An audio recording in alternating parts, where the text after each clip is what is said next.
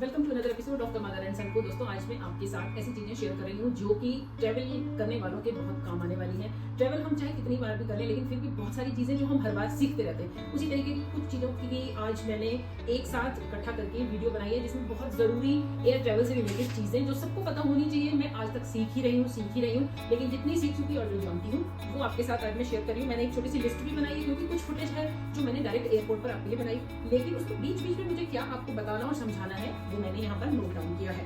तो पहला पॉइंट है कि हम जब एयरपोर्ट पर जाते हैं तो बैग्स लेकर जाते हैं। हमारा शोल्डर बैग होता है, हैंड बैग होता है, लैपटॉप बैग होता है।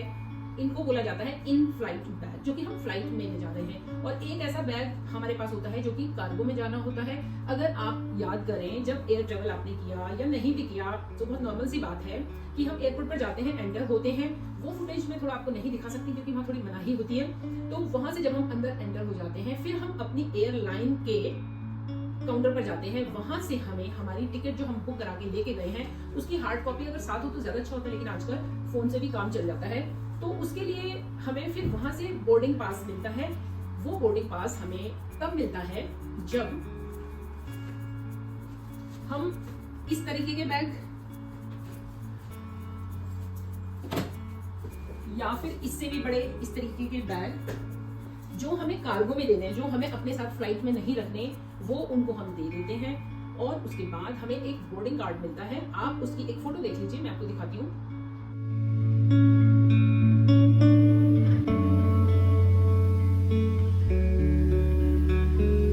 ये तो आपने देख ली वीडियो, और इस तरीके की एक मेरे पास अभी भी पड़ी है। इसमें होता है gate number, zone number, boarding time, हमारा सीट नंबर वगैरह वगैरह वगैरह। और उसके पीछे ये वो सामान की स्लिप होती है जहां पर हमने वो अपने कार्गो में देने वाले जो सूटकेस, बैग, बॉक्स कुछ भी जमा किए हैं, ये उसका प्रूफ होता है। ये एक हिस्सा उस सामान पर लगा दिया गया है कि हमें वो सामान अगर किसी तरीके से मिसप्लेस हो गया है या और कोई रीजन है, तो हम ये दिखाकर अपना वो सामान ले सकते हैं।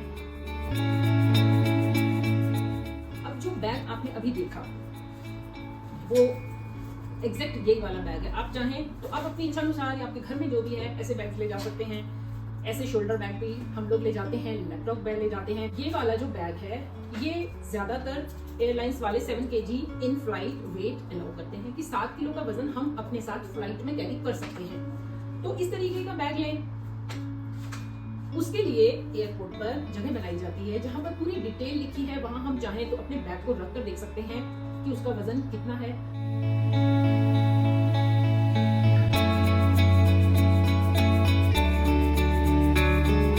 तो उसकी ट्रिक होती है कि आप कुछ सामान उसका हाथ में ले लीजिए, या फिर कम है तो भी हमें पता रहता है कि हम इसमें कोई गिफ्ट अगर हमें एयरपोर्ट की शॉप से खरीदना है तो हम लेके डाल सकते हैं। ये एक बहुत छोटा सा पॉइंट हो गया। उसके अलावा एक और ऐसा ही छोटा लेकिन बहुत इंपॉर्टेंट पॉइंट जो कि आप पहले देख लीजिए।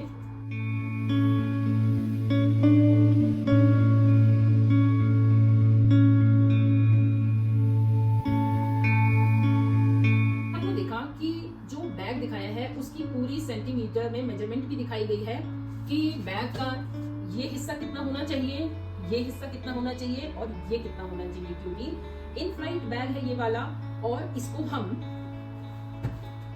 फ्लाइट में ही अपनी सीट के ऊपर बनी हुई जगह पर रखते हैं, तो ये वहां पर पूरे आते हैं, इसलिए ये साइज दिखाया गया है।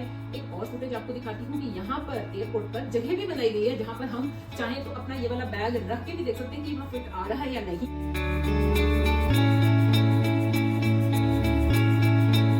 ये वाले जो बैग हैं जो 3 के सेट में मिलते हैं, उसमें मीडियम साइज के बैग ज्यादातर कंपनियां इसी साइज का बनाती हैं जो फ्लाइट में हम यूज कर सकते हैं। तो ये मैंने बैग्स की कुछ बातें आपको बताई और साथ में दिखाई डायरेक्ट एयरपोर्ट से।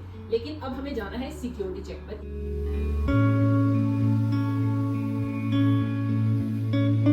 बैग का एक सामान निकाल कर हम वहां पर चेक कराएंगे कि हम गलती से कोई ऐसी चीज तो नहीं ले जा रहे जो फ्लाइट में ले जानी अलाउड नहीं है, जिसकी वजह से हमारा ट्रेवल खतरे में पड़ सकता है और हमारी वजह से जितने भी लोग फ्लाइट में हैं उनकी सबकी लाइफ खतरे में ना आ जाए। उसकी एक पूरी लिस्ट होती है, वो मैं आपको फिर कभी बताऊंगी। जैसे मोटे मोटे उदाहरण, उसमें कोई जलने वाली चीज जो जल्दी आग पकड़ लेती है, जैसे कि नारियल, अचार, ये चीजें हमें साथ नहीं ले जानी चाहिए इन वाले बैग्स में जो हम फ्लाइट में अपने साथ रख रहे हैं। या कोई शार्प चीज जैसे कि छुरी कांटा, कभी कभी हम फ्रूट काटने के लिए अपनी छुरी रख लेते हैं, तो वो सब हमें इन फ्लाइट जो शोल्डर बैग है, कैरी बैग, कोई भी उसमें नहीं ले जानी चाहिए।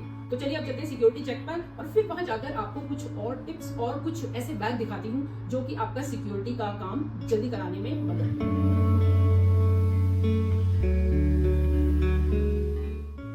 यहाँ पर बोर्डिंग कार्ड को अपने स्कैन करेंगे और अंदर एंट्री ले लेंगे।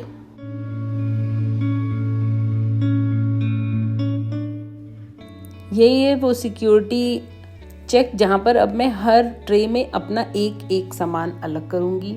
अपने बैग में रखा हुआ लिक्विड जो कि ज़्यादा अलाउड नहीं होता, उसको मैं सबसे पहले बाहर निकालूंगी, और उसके बाद आपको एक बहुत ख़ास तरीके का ये वाला बैग जो मैं खोल कर पूरा का पूरा रख रही हूँ, बस मैंने बोर्डिंग कार्ड को अलग किया है, बाकी ये मैं बैग पूरा रख रही हूँ। और क्यों रख रही हूँ ये भी अभी आपको मैं अलग से बताती हूँ।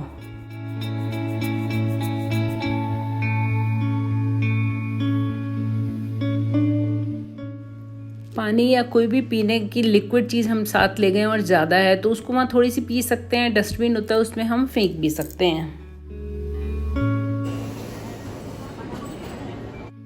सिक्योरिटी चेक में सामान छोड़कर जो आप पीछे कर्टेन देख रहे हो वहाँ से हम अपने आप को खुद को स्कैन कराएंगे। वहाँ एक फीमेल स्टाफ होती हैं, वो मशीन से हमें चेक करती हैं और उसके बाद हम बाहर आते हैं।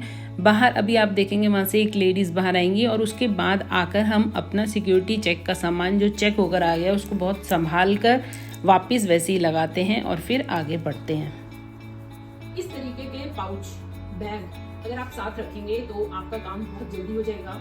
जैसे कि मैंने इसमें ये बैटरी पैक डाला हुआ है जो कि मेरे पिछले ट्रैवल का ही है, आप देख सकते हो। ये पूरा का पूरा जाली वाला बैग है और इसमें एक पॉकेट और है कि मैं सामान अलग अलग डाल सकती हूँ, चाहे तो इससे बड़े भी ले सकते हैं। ये बैग और बड़े बड़े भी आते हैं, अपनी सुविधा है कि आपके पास कितना सामान होता है। जैसे कि ज्यादातर हमारे पास एक बैटरी पैक हो सकता है, चार्जर हो सकता है, ईयरफोन हो सकते हैं, उसका छोटा सा बॉक्स हो सकता है और टेलीफोन मोबाइल फोन हो सकता है। तो वो सब चीजें जब मैं इसमें डाल देती हूँ और मैं इस बैग को पूरा का पूरा वहाँ ट्रे में रख देती हूँ तो मुझे उन चीजों को अलग अलग नहीं करना पड़ता। लेकिन अगर ये ट्रांसपेरेंट नहीं होगा तो फिर एक एक चीज मुझे अलग करनी पड़ती है।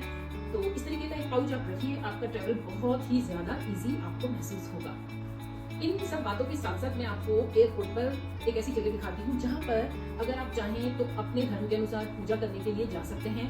वहाँ अरेंजमेंट होता है कि आप वहाँ पर कुछ देर समय बिता सकते हैं। ये वाली है वो जगह जहाँ बाहर चप्पल जूते उतार कर अंदर जा सकते हैं। बहुत बड़ी सी एक जगह होती है। ये देखिए काफ़ी बड़ी वॉल के पीछे ये पूरा का पूरा रूम बना हुआ है और इससे अगर आगे जाएंगे तो यहाँ पर आगे कैंटीन, खाने पीने की सुविधा और बहुत तरीके की, जैसे एस्केलेटर लगा है, लिफ्ट से जाना हो, सीढ़ी से जाना हो, अपनी इच्छा होती है। और यहाँ पर पूरी डिटेल लिखी होती है कि हमें जहाँ भी जाना है यहाँ से हम गाइडलाइन लेकर आगे की तरफ बढ़ सकते हैं।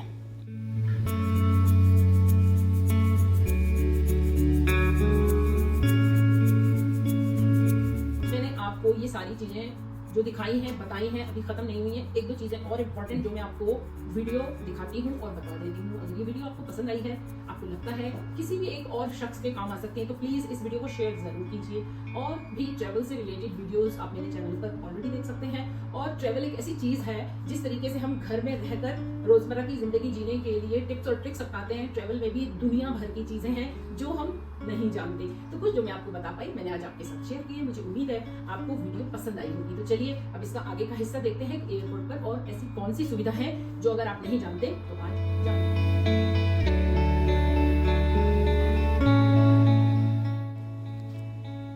पीने के पानी की सुविधा कुछ कुछ दूरी पर बनाई गई होती है। यहाँ से हम चाहें अपनी बोतल भी भर के ले जा सकते हैं। और अगर इन्हीं एरिया के आसपास अगर हम जाएंगे तो यहाँ पर खाना खाने के लिए अलग अलग तरीके के ब्रांड की शॉप्स होती हैं जहाँ से जैसा मर्जी हम खाना ले सकते हैं। अगर फ्लाइट डिले हो रही है तो लाउंज होते हैं, लाउंज में जाने की व्यवस्था अलग होती है जिसकी वीडियो आप मेरे चैनल पर कुछ दिनों बाद देखेंगे।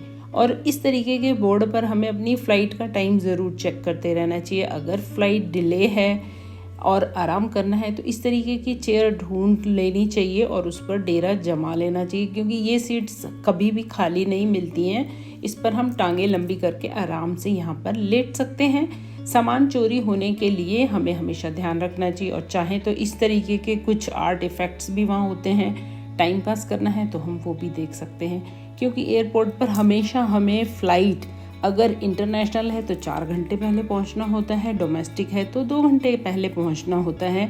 तो थोड़ा सा टाइम होता है जिसमें कि हम यहाँ पर कुछ खा पी सकते हैं।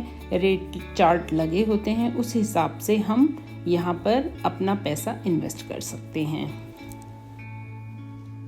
फ़ोन चार्जिंग के लिए जगह जगह पोर्ट बने होते हैं, उसकी सुविधा का लाभ भी हम उठा सकते हैं। उम्मीद करती हूँ आप भी अगले ट्रैवल के लिए खुद को तैयार कर लेंगे। मेरी बताई हुई कई टिप्स ट्रिक्स आपके काम आएंगी और आप उनसे अपने ट्रैवल को बहुत मजेदार बनाएंगे। तो चलिए अब मिलते हैं आपसे अगली वीडियो में, तब तक के लिए thank you very much for watching. Bye bye.